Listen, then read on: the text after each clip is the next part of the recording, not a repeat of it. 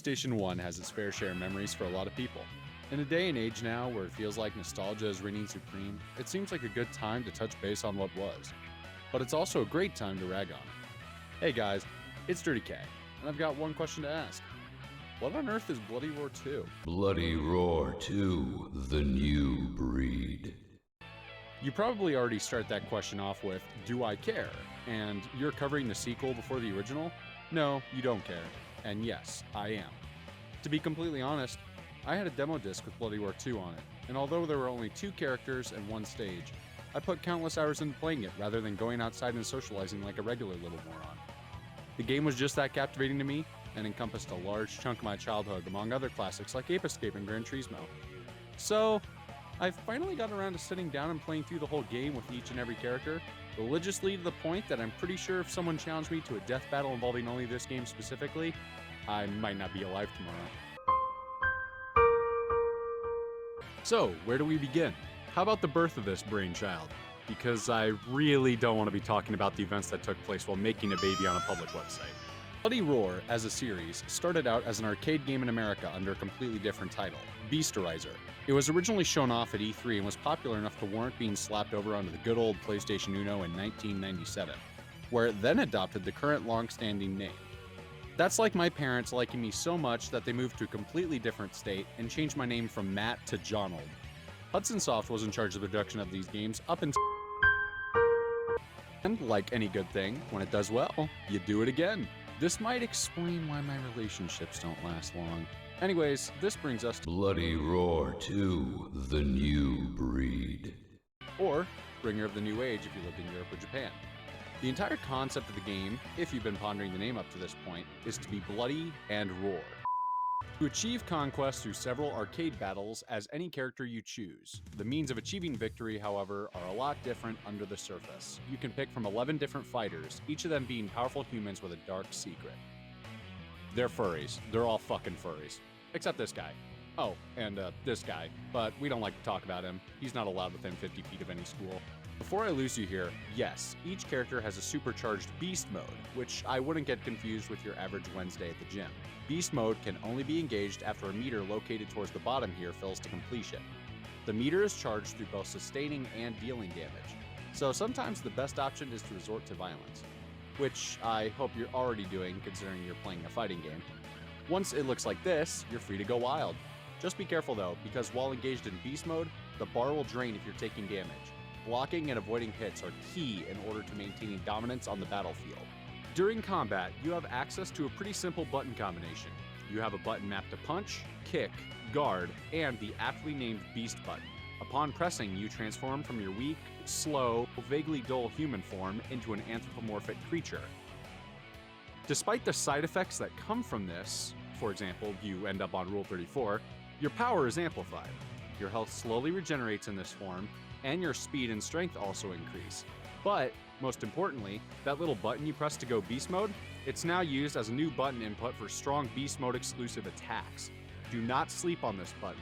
It will carry you just as much as I carry groceries in on Friday.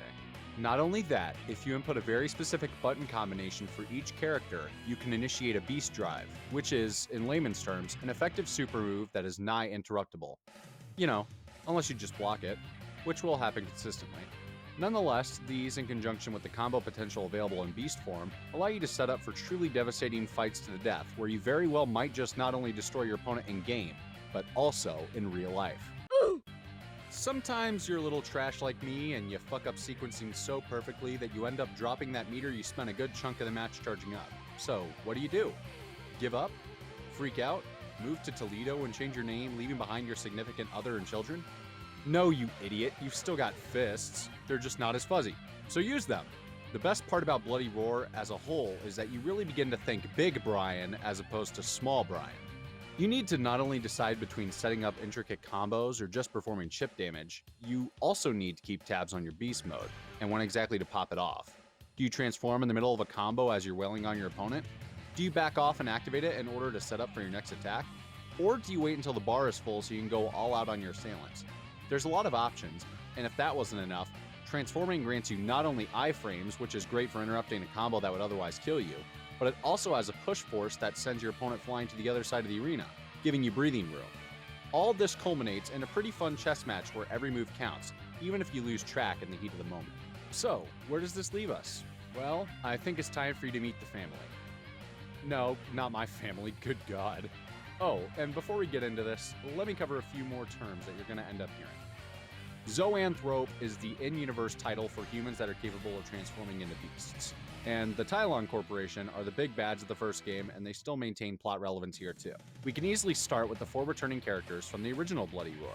Yugo Ogami, the wolf, is fresh off the presses from a journey to find the causes behind his father's death, and is now vowing to use his powers as a zoanthrope to destroy his enemies.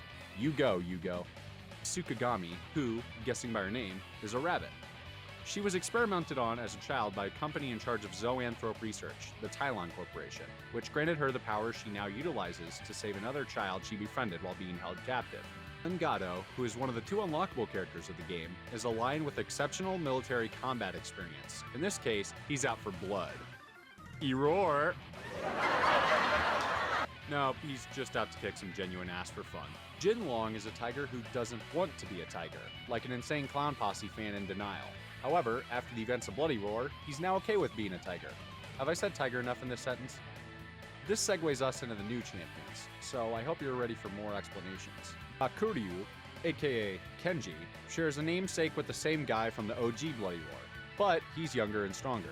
He's the one that Alice is looking to save, so hopefully they find each other and don't beat the shit out of each other. What the fuck are you guys doing? Ko Nonomura is a cat half-beast. She can't fully transform due to side effects from experimentation, preventing her from going full cat, but if it's anything like my cat, she's not missing much. She still packs a punch and is extremely agile on the field. Stunny, stun. The insect. He was a scientist known as Steven Goldberg, and worked alongside Captain Creep over here. Wasn't a big fan of the experiments that Tylon Corporation were having him perform and decided to leave. Until Captain Creep decided that maybe he should come back and be buddies, and like buddies do, turn Steven into an insect monstrosity. Wait, your friends don't do that? Tina is my genuine favorite. I'll put it out there. She's the adopted daughter of good old Gado, and is actively training to become a mercenary. Oh, and did I mention she turns into a leopard? Cool, confident, and maybe not exactly top tier in the Bloody Roar meta. Jenny Bathory is supposedly a bat, but she looks more like an incomplete Bayonetta cosplay. She works as a freelancer, working for various firms as hired muscle, and believe me, she is muscle. She's also annoying to fight because her beast form has her flying everywhere. But I've caught my fair share of bats in real life, so I think I can bring her down to earth. Why isn't this networking?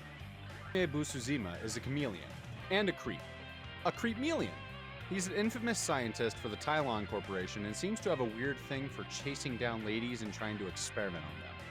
Which, as far as I'm concerned, is not how you go about getting a date on Saturday night. Or any night in general. Last but not least, we have the ultimate life form. No, it's just Shenlong. He's basically a direct clone of Long if you couldn't put 2 and 2 together. And I'm pretty confident he's the kid that's been harassing me on DeviantArt about how I don't draw tigers with big enough pecs. Whew, I'm glad we got through all that. What's next?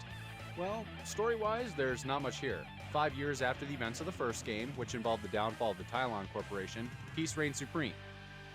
Until it doesn't, because a ragtag group known as the Zoanthrope Liberation Front, or ZLF for short, decides that peace is stupid and that we need to fight because sequels, goddammit. These guys are basically furry supremacists, and are an enemy against both humans and any other Zoanthrope that decides they don't want to don a white cap and gown.